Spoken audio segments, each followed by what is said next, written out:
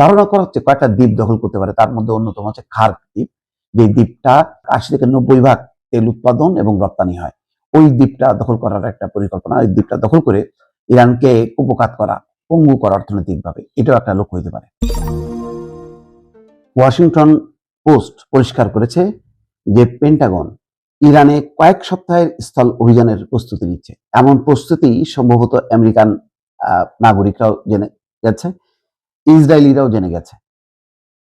গতকালকে নজিরবিহীন বিক্ষোভ হয়েছে পুরো আমেরিকা জুড়ে, হাজার হাজার মানুষ বিক্ষোভ করেছে এবং বলেছে যে আমেরিকায় রাজার শাসন চলবে না, অর্থাৎ ট্রাম্প যা বলবে সেই অনুযায়ী আমেরিকা পরিচালিত হবে, সেটা হবে না। অর্থাৎ আগে যেমন রাজারা নির্দেশ দিত তাই প্রতিপালিত হতো, আমেরিকাতেও ট্রাম্পকে চিহ্নিত করা হচ্ছে রাজার আচার আচরণের মতোই এবং বলছে যে তার নির্দেশ কার্যকর হবে না।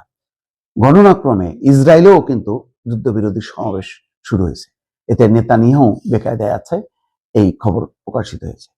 ওয়াশিংটন পোস্ট বলছে যে পেন্টাগনের পক্ষ থেকে ইরানে কয়েক সপ্তাহের জন্য স্থল অভিযান পরিচালনার জোর প্রস্তুতি নেওয়া হচ্ছে এবং বোঝাই যাচ্ছে হাজার হাজার সৈন্য মধ্যপ্রাচ্যে অলরেডি পৌঁছে গেছে। বিষয়টির সঙ্গে জানাশোনা রয়েছে এমন মার্কিন সরকারি কর্মকর্তাদের বরাত দিয়ে সংবাদ মাধ্যমটি বলছে, শেষ পর্যন্ত প্রেসিডেন্ট ডোনাল্ড ট্রাম্প ইরানে মার্কিন স্থল সেনা মোতায়েনের এই পরিকল্পনায় অনুমোদন দেবেন কিনা এখনো নিশ্চিত নয়। পরিকল্পনা অনুযায়ী এটি পূর্ণাঙ্গ কোনো যুদ্ধ হবে না, বরং বিশেষ বাহিনী আর নিয়মিত সেনাদের ছোট ছোট অভিযানে যোগ দেওয়া হবে। ধারণা করা হচ্ছে কয়েকটা দ্বীপ দখল করতে পারে, তার মধ্যে অন্যতম হচ্ছে খার্ক দ্বীপ। যে দ্বীপটা 80 থেকে 90% তেল উৎপাদন এবং রপ্তানি হয়। ওই দ্বীপটা দখল করার একটা পরিকল্পনা, ওই দ্বীপটা দখল করে ইরানকে কুপোকাত করা, পঙ্গু করা অর্থনৈতিকভাবে, এটাও একটা লক্ষ্য হতে পারে। মার্কিনীরা মনে করেন উপসাগরীয় অঞ্চলের দিকে জাহাজে করে 4000-এর বেশি মেরিন সেনা পাঠানো হচ্ছে। এছাড়া 82তম এয়ারবর্ন ডিভিশনের প্যারাশুটারদের প্রস্তুত রাখা হচ্ছে। আরো সেনা পাঠানোর বিষয়ে আলোচনা চলছে বলেও প্রতিবেদনে উল্লেখ করেছে ওয়াশিংটন পোস্ট। এই বিষয়ে জানতে বিবিসির পক্ষ থেকে হোয়াইট হাউস এবং পেন্টাগনের সঙ্গে যোগাযোগ করা হয়েছে, এখনো প্রতিক্রিয়া পাওয়া যায়নি। অন্যদিকে দেখেন আর এক আমেরিকার পাচাটা দালাল বলবো নাকি কি বলবো, দেখেন যুক্তরাষ্ট্রের রক্ষণশীল সমাবেশে রেজা পাহলভির আহ্বান, মেক ইরান গ্রেট এগেইন।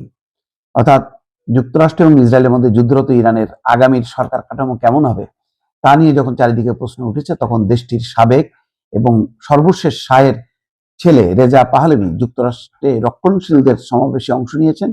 ওই সমাবেশে উচ্ছ্বসিত অভ্যর্থনা পেয়েছেন তিনি, মানে তাকে নিয়ে নাচতেছে আর কি কনজারভেটিভরা। কনজারভেটিভ পলিটিক্যাল অ্যাকশন কনফারেন্সে বক্তব্য দেন রেজা পাহলভি। এ সময় তিনি যুক্তরাষ্ট্রের প্রেসিডেন্ট ডোনাল্ড ট্রাম্পকে যুদ্ধরত ইরানের সঙ্গে কোনো চুক্তি না করার আহ্বান জানান। ইরানের সরকার পরিবর্তনের কথাও বলেন রেজা পাহলভি। কিন্তু রেজা পাহলভির আসলে কোনো অবস্থান নেই। কিন্তু সবচেয়ে যেই পরিস্থিতিটা দর্শক দেখেন, যেটা হচ্ছে এই যে এই ছবিটা দেখেন, ইরানে এই যুদ্ধের বিরুদ্ধে হাজার হাজার, বলা হচ্ছে রাজা চাই না, আমেরিকা জুড়ে ট্রাম্পের বিরুদ্ধে ফের বিক্ষোভ শুরু। ইরানের যুদ্ধনীতির বদল চেয়ে পথে হাজার হাজার মানুষ। এটা নিউ ইয়র্ক, ডালাস এবং ওয়াশিংটনে এই বিক্ষোভগুলো হয়েছে এবং বলছেন যে নো কিংস। একটাই দাবি বারবার যে আমেরিকায় রাজা চাই না, অর্থাৎ তার পছন্দ মতন সে যুদ্ধ শুরু করবে, এটা তারা চায় না। তো টালমাটাল পরিস্থিতি, দেখা যাক শেষ পর্যন্ত কোন দিকে গড়ায়।